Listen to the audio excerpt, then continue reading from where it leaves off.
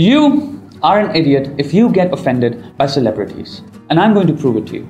A week ago, Bollywood and now Hollywood actor Priyanka Chopra, the one who used to look white in Bollywood movies and recently became brown for Hollywood, pissed off a lot of people for showing only 25% of her body to the Prime Minister.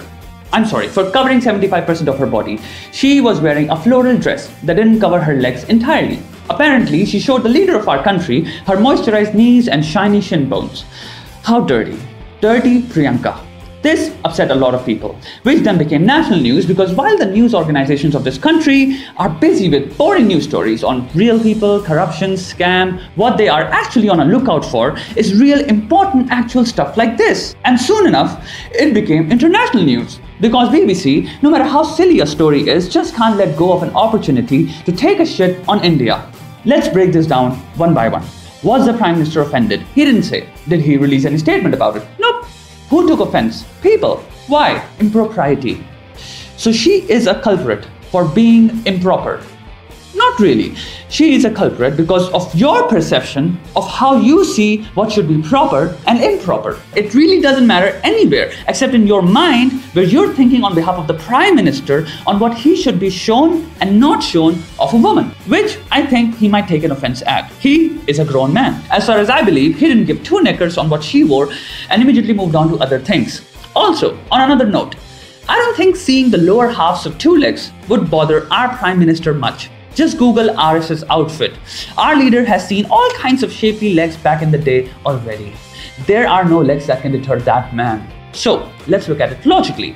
Do you have a number on how many people the Prime Minister meets every day? I don't think so. Do you have a list of what each of them wore in his presence? Probably not. Did you share the same outrage when an American journalist wore this dress before our Prime Minister? You didn't care. Why then Priyanka Chopra? In the absence of any conclusive empirical data which might establish some moral guilt, be blamed for anything because you expect from her. She is a culprit in your eyes because you have expectations from Priyanka Chopra. You got upset because a celebrity you have no personal relations with behaved in a way you would call socially irresponsible. But shouldn't these celebrities be socially responsible? Okay, that implies that you view her as a citizen of this nation and only in that limited capacity you found her behavior disappointing. Well, when you're out on the road, you are surrounded by citizens of the same nation. Do you attach the same expectations with similar vigor to all those people too? No, you don't give a shit.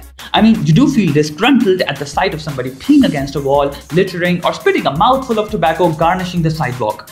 But you don't go to their faces and teach them a lesson. Your expectations of social responsibility or how one is supposed to behave become theoretical. But in case of celebrities, it is personal.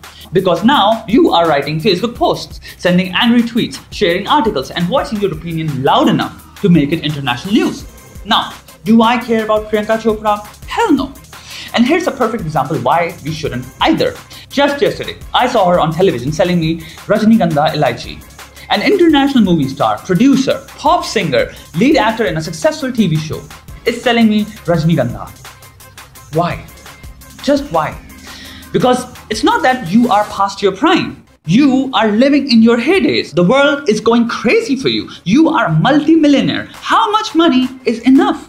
And it was that moment in which I realized that if I ever found myself caring about or attaching expectations to a person selling me chewing tobacco in the name of cardamom, just like how Carlsberg sells beer in the name of club glasses, I will kill myself. This isn't an exaggeration. If on any occasion any money-grabbing scavenger has the potential to affect me emotionally, I would very solemnly take a cyanide pill and use it as a suppository. She is a fucking actor, not an esteemed scientist working at ISRO. She reads lines written by someone else and then says them on camera, for which she gets overwhelmingly paid. You are the idiot who is so much in love with a stranger that you get upset when the stranger who doesn't give two shits about your existence doesn't do exactly what you'd expect them to. Another very fine example is Shah Rukh Khan. That man very recently gave a TED talk highlighting the notion that life is very much like an aging movie star. Wow, interesting analogy. Life is an aging movie star who does fake prank videos for $400,000 to get views. In that case, another befitting analogy could be, life is a YouTube prank video channel whoring for money because that's apparently what profound aging movie stars are doing. Just switch on your televisions and you would see what garbage these people are selling you. And that ought to tell you that their prime motivation is money. Your common sense should tell you that a person ready to sell you anything for money shouldn't exactly be a role model anyway. Nelson Mandela never sold Dixie underwears and vests. APJ Abdul Kalam didn't sell you fairness creams. I'm sorry, they're not called fairness creams anymore. Moisturizers that help remove your tan, therefore giving you brighter, glowing skin. You are obsessed with Bollywood. It's your fault. And there's a simple way to find out how deep you're stuck. By observing how much what they do bothers you. To a degree, they are responsible for that too. They are the ones to have started this machinery to keep you obsessed with them. A machine that involves PR, viral stories, scripted interviews, YouTube collaborations, photo shoots, paid news stories. It's a vicious, ugly circle in which everyone wins except you.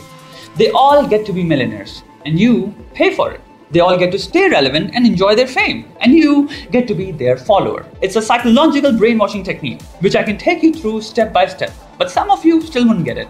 Because the truth is hard. Salman Khan is not actually your bhai.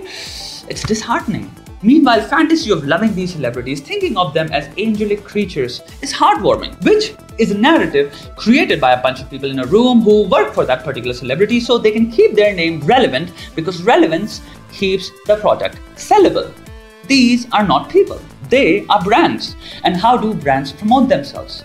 False advertising. What is the image of the brand? How likable the brand is? How trending the brand is? And if the brand is fading away, how to get the brand back into the limelight? What stories can we plant? Which rumors would help them? Which tweets should we send? Should we start a dating rumor? Maybe a new photo shoot. They are not actors. They're brands who use acting to continue being relevant, popular, and get as many million-dollar deals to advertise shit and stay famous. Which is why more than half of them can't act for shit. And media is equally colluded in this bullshit, equally responsible. Just look at this news story. Spotted SRK's daughter enjoying with friends. Spotted as if they were playing hide and seek. I can just imagine two grown-ass men sitting in the Times of India office. So, how was your day, boss? Nothing too exciting. I just spotted a 17-year-old girl today. Whoa! What did you do? I just took pictures of her without her permission and then posted them for tens of millions of people to see. But boss, isn't that unethical? And then they both burst into laughter. Thanks for watching. Subscribe to this channel for more of such content and have a great day.